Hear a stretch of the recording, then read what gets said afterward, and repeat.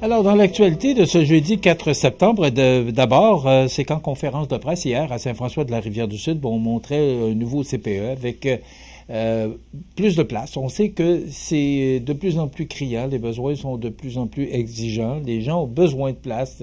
Et hier, à Saint-François-de-la-Rivière-du-Sud, Mme Suzanne Roy, qui est ministre, était présente, le député de Côte-du-Sud, Mathieu Rivet, la directrice générale du CPE Enfants-Bonheur, Mme Diane Caron, annonçait une augmentation des places disponibles au CPE Enfants-Bonheur de Saint-François-de-la-Rivière-du-Sud. Une bonne nouvelle.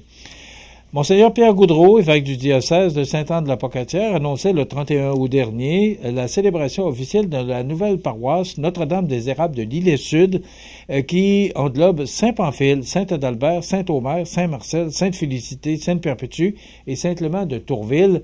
Et ça, c'est chacune des paroisses reste autonome, mais il y a un regroupement de fabriques. Je trouve tellement que c'est approprié et j'ai l'impression qu'on n'a pas fini d'entendre parler ce genre de regroupement de fabriques dans les unités pastorales de la région.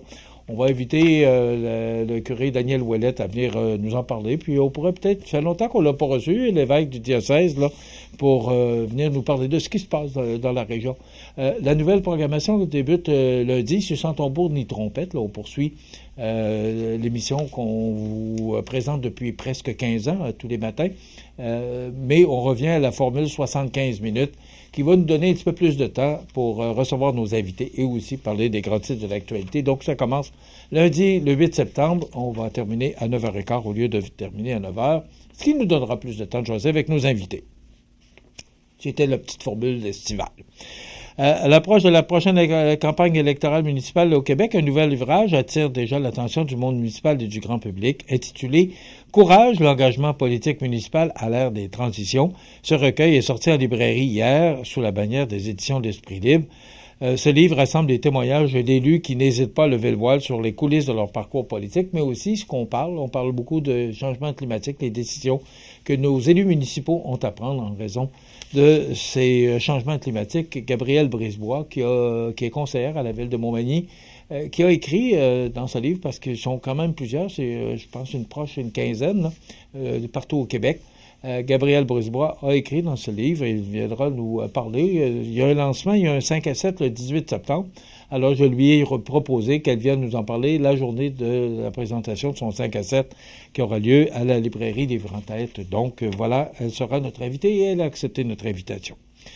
La Coalition nationale non au troisième lien réagit vivement à la publication discrète par le gouvernement du Québec de la directive ministérielle visant la réalisation d'une étude d'impact environnementaux pour le projet de troisième lien entre Québec et Lévis. Alors, ce qu'on dit, c'est que on sort des communiqués de presse, on dépense de l'argent, c'est près de 275 millions, là. Puis, on dit qu'il y a des gens qui sont contre ça, qu'il n'y a pas d'études, en tout cas. Il y a ces gens-là qui font partie de cette coalition qui sont contre le projet de troisième lien et d'autres qui sont pour, dont je fais partie, parce que moi je dis que pour notre Rive-Sud, d'avoir un troisième lien, ce serait efficace. Puis, quand on me dit qu'il n'y a pas de trafic, ben vous avez juste à partir aujourd'hui, à n'importe quelle heure, partir de Montmagny, de vous rendre à Lévis. Vous allez probablement bloquer dans le bout de Monseigneur Bourget et vous allez vous traverser à Québec. Ça va vous prendre une demi-heure, 3/4 d'heure à partir de Bourget. Et là, vous allez traverser l'autre côté. Et là, ben, vous avez Henri IV, Pierre-Bertrand et tous ces boulevards-là là, qui sont congestionnés à la journée longue. Ben, c'est ça. Mais on dit qu'il n'y a pas de trafic. Alors, c'est mon opinion. C'est très personnel, là. C'est pas... Je vois ce qui se passe, je fais de la route, vous allez probablement, vous aussi, dans la région de Lévis, de Québec. Et tout ce qu'on entend, là, les gens partent plus tôt parce que, on va rester pris dans le trafic. C'est tout ce qu'on entend. Mais, on dit que, non, il semble que ça n'a pas changé, puis ça va changer juste de 2 minutes 18. Je respecte l'opinion des gens de coalition, je respecte leur point de vue 100%, mais il y a des gens qui sont pour, puis il y a des gens qui sont contre. Au niveau économique, moi, je pense que pour notre région, le troisième lien devient efficace. Et ce qui m'inquiète le plus, ça, je vous en parle les autres, mais il y a un pont qui a 100 ans, puis l'autre en a 50. Et si jamais un de ces ponts-là, faites juste penser là, que pour faire de l'asphaltage ou encore on ferme à l'occasion le pont de Québec, le vieux pont, et regardez ce que ça cause comme congestion. Mais, alors, imaginez-vous que pour toutes sortes de raisons, là, qu'on soit obligé de fermer un pont, un de ces deux ponts-là, pour quelques mois, même juste quelques semaines, imaginez ce que ça donnerait. J'ose même pas y penser. Alors, oui, c'est 10 milliards. Oui, c'est vrai.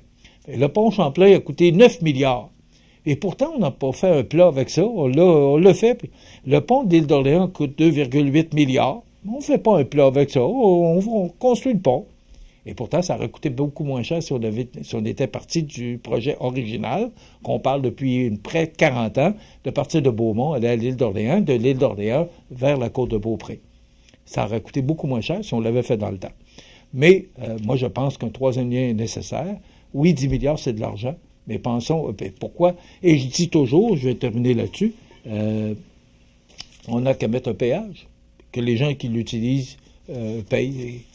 Même 2 piastres, ce serait déjà ça, et ça aiderait à financer cette infrastructure. Oui, c'est vrai, c'est de l'argent, 10 milliards dans le contexte actuel, et ils ont raison, la coalition, quand on dit qu'on coupe en santé et en éducation, puis que là, on peut se permettre un projet de 10 milliards. C'est vrai, mais on n'a qu'à le financer, trouver une façon de le financer, puis on va se permettre d'avoir ce troisième lien-là qui va aider l'économie tant de la Rive-Sud que de la Rive-Nord. Voilà, c'est mon opinion. Demain, on reçoit Geneviève Bourgeois, parce que c'est en fin de semaine, les 2 prochaines fins de semaine, la promenade gourmande. Là. Alors, on présente Geneviève Bourgeois et Daniel Lachance sera là pour la dernière chronique Parlons Santé et la nouvelle programmation, lundi, le 8 septembre. Je vous souhaite une bonne journée.